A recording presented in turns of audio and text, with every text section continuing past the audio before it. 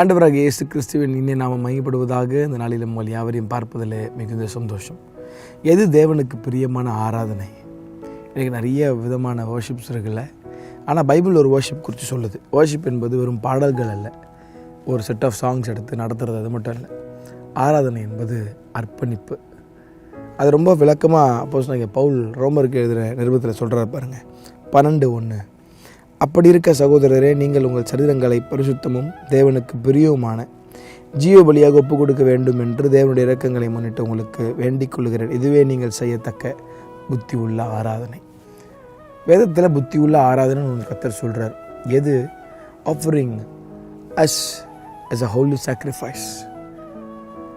நம்மை தேவ சமூகத்தில் ஜீவ பலியாக அர்ப்பணிப்பதே, பரிசுத்தமும் தேவனுக்கு பிரியமான ஜீவ பலியை அர்ப்பணிப்பதே புத்தி உள்ள ஆராதனை கர்த்தர் சொல்கிறார். ஆராதனை என்பது வெறும் பாடல்கள் மாத்திரமல்ல. இன்றைக்கி நிறைய பேர் சொல்கிறது, நான் I want to become worship leader. நல்லது. ஆனால் எது உண்மையான ஆராதனை? வெறும் பாட்டு பாடுறது மாத்திரமல்ல, சரீரங்களை தேவனுக்கு பிரியமான ஜீவ பலியாக ஒப்பு கொடுக்கணும். அப்போ தினந்தோறும் தேவ சமத்தில் ஒப்பு கொடுக்கும் போது, தேவனுக்கு பிரியமாய் நடக்கும்போது, அது தேவனுக்கு பிரியமுள்ள ஒரு ஆராதனையாக மாறும். இது கடைசி நாட்களில் நான் வர்ஷிப் லீடர் ஆகணுன்ற ஆசை தப்பு இல்லை.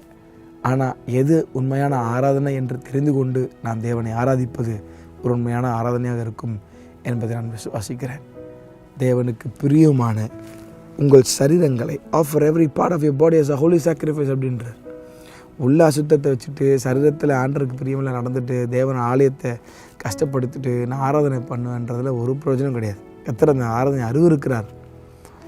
அப்போது புத்தி உள்ள ஆராதனையாக மாறணும்னா உங்கள் சரீரங்கள் பரிசுத்தமும் தேவனுக்கு பிரியவுமான ஜீவ பலியாக இருக்க வேண்டும் என்று அப்போஸ்தலனாகிய பவுல் நம்மை உற்சாகப்படுத்துகிறார்.